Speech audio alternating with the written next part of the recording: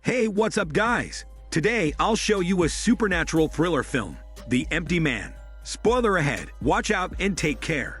Someday, Paul and his friends go hiking on a mountain in Bhutan. They stand at the top of a mountain and are amazed by the breathtaking scenery. Paul hears a strange voice that sounds like howling and some musical instrument performance. However, nobody can hear it except for Paul. Paul is curious, so he follows the voice, but suddenly falls into a crevice. The rest of the group are scared and want to rescue him, but it's remote and they can't call in a rescue.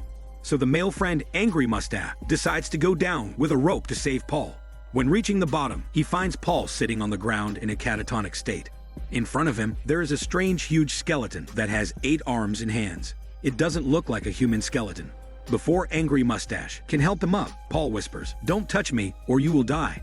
Angry Mustache doesn't understand, but still drags Paul out of the crevice and walks down the mountain with the others. Right then, a snowstorm hits and the temperature drops massively halfway the journey. They come to an empty house later and have a break, sheltering from the storm. There is no injury on Paul's body, but he seems to have lost consciousness. Paul wakes up after 3 days. He whispers something into his girlfriend's ear in the early morning, then leaves the house. Hours later, others realize Paul is gone. People start to worry about him. It's dangerous for him to be alone outside in the snow. They follow his footsteps and find him sitting in the snow, blowing a bone flute that he found in the crevice. Angry Mustache is annoyed by his blowjob on such a goddamn snowy day. So Angry Mustache shouts at him in anger. But Paul shows no emotion and keeps blowing the flute. Suddenly, Paul's girlfriend pulls out a dagger and kills Angry Mustache and his girlfriend.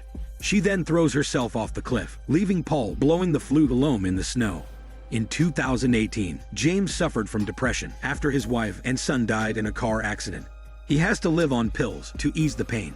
He quit his job in the police force and works at a hardware store, selling some cam gears and hormone sprays. His days are monotonous and lifeless, raping him every time he wakes up. One day, his neighbor's daughter Amanda has a chat with him.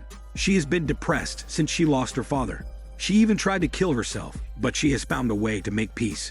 She resorts to meditation and positive thinking, and her life has changed completely. She believes that people are capable of manifesting their thoughts into reality. James doesn't understand or believe what she is saying. The next morning, a call wakes James up. It is his neighbor. Her daughter came home yesterday, but went missing this morning. There is a message written in blood on the bathroom mirror, saying, "The empty man made me do it." The neighbor thinks her daughter must have been kidnapped, so she calls the police. However, the police don't want to take that shit, but rather, they suppose Amanda is just a teenager who's just blown away by her hormones. Knowing that she can't count on the police, she reaches out to James, the former police officer. James was a parent and understands his neighbor's concern, so he agrees to help her. After the search, James finds a leaflet about the Pontifex Institute in Amanda's diary. On the back of the leaflet, the word tulpa is written. James doesn't know what it means. With what Amanda told him yesterday, James thinks she might have joined the institute. He asks his neighbor to list Amanda's close friends and starts the investigation from there. If she planned to run away from home, her friends must know something. James asks Amanda's closest friend if she knows where Amanda is and when she last saw her. The lady bro tells James the last they met was 3 days ago when they played a game, calling the empty man with other friends. They were chatting and drinking on a bridge. Amanda told her that if they found an empty bottle on the bridge and blow into it, strange things would happen in the coming days. On the first day, they would hear the empty man and couldn't stop thinking about him. On the second day, they would see him approaching. And on the third day, the empty man would find them and take them to another world, which means he would kill them and take their souls. Right then, Amanda picked up a bottle and tempted them to blow into it. Out of curiosity and unwilling to lose the blow game, all the kids took turns blowing into it. They thought it was a stupid story, but when they finished, a dark figure appeared on the bridge with a strange sound. Every time when the girl recalls this, she finds it creepy. After that night, they all disappear, just like Amanda. James thinks the empty man might be related to the cult Amanda mentioned before. He suspects they kidnap kids in the name of an evil god. James drives to the bridge where they played the game to see if he can find any clues. He finds the empty bottle and picks it up. He also wants to test how excellent his blowjob is and then blows into it. Suddenly, the world has gone quiet. He hears something approaching. He turns around but sees nothing. Before he leaves, he sees a manhole uncovered. He climbs down and finds the hanged bodies of the rest of Amanda's friends. Besides them, there is the same message written in blood. The empty man made me do it, the same as is found in Amanda's house. When he reports it to the police, the whole town is shocked. Later, the lady bro is found dead in her bathroom.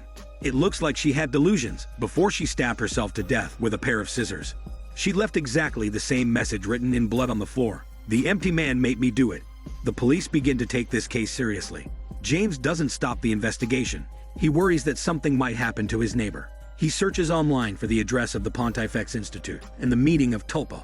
It is a cult that encourages people to sacrifice themselves and enter a new world through meditation.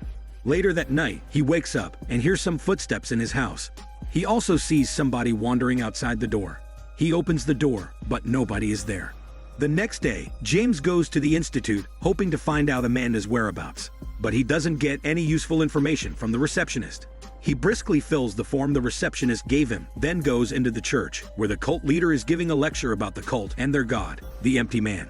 After the lecture, James asks the leader if he saw Amanda. The leader doesn't answer him directly. He invites James to walk around the institute. James sees a lot of bald believers sitting in meditation. Later, he meets a believer who tells him that Amanda is still alive, but she is not there. Amanda has been promoted because she has great potential, and she might have been taken to a camp in the woods. Using the address the believer gives him, James finds the camp and some documents and preaching videos about this cult. It turns out, for hundreds of years, the cult members have been helping the ancient evil spirit possess the human body so that they can get asylum and blessings from him. Just when James is leaving with the documents and videos, he hears some noises outside. James walks out of the house and sees a fire over the lake. He approaches near cautiously and sees the cult performing a ritual. They spot him and pursue him. James runs back to the car and escapes in a hurry. When James hands over the evidence to a police officer, he is disinterested. Instead, he blames James for entering the cult's private realm. Now, James understands that he can only rely on himself. The police won't help him solve the case. James goes to his store and grabs some weapons. Later, he goes to his neighbor and tells her that Amanda has joined a cult. It's better for her to leave the house and stay somewhere safe for a few days. James slips into the cult's library, where he's astonished to find lots of information about himself, including his date of birth, work experience, a birthday coupon he used in a restaurant, and even prescriptions from the hospital. He also sees some nude photos of him, which he has no memory of at all. To get more clues, he follows a group of followers and observes them. He notes that they visit a patient in secret at the hospital each day. James guesses maybe they are visiting the leader. So he goes to the hospital with a gun, where he finds Amanda taking care of a sick man. James is so excited that he calls his neighbor immediately to tell her he has found Amanda. But much to his shock, the neighbor has no idea who Amanda and James are. Amanda tells James the man in the bed is Paul, who fell into the crevice years ago. The strange skeleton Paul saw in the crevice is the empty man. Although he is long dead, he can still control weak-willed people. He possesses their bodies and communicates with his followers. In other words, Paul is now a human vessel possessed by the empty man. However, Paul is weakening and dying. The follower needs to find a new vessel for the empty man. This time, they make one according to the empty man's instruction. The person selected needs to have a hormone-strong and healthy body and must be full of hatred towards the world so that the empty man can possess him fully for long. It turns out, James has exactly the hormone-strong body, the perfect replacement for Paul. But the problem is he has a steady mind. The empty man can't penetrate his mind and control him. So the followers fabricate fake memories and implant them into his mind. They make James believe that his wife and son died in a car accident.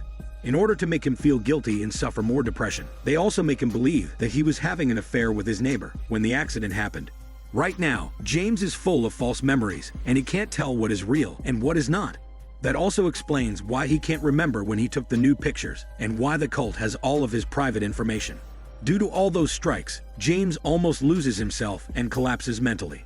He tries hard to struggle against the demon, but to no avail. The empty man takes the chance to enter his body through his mouth and possesses him finally. Shortly after, James shows his stolid face and shoots Paul, ending his shitty life. The followers all bow to James, who is now the new empty man. This is Daniel CC Movie Channel. Stay safe and enjoy your day.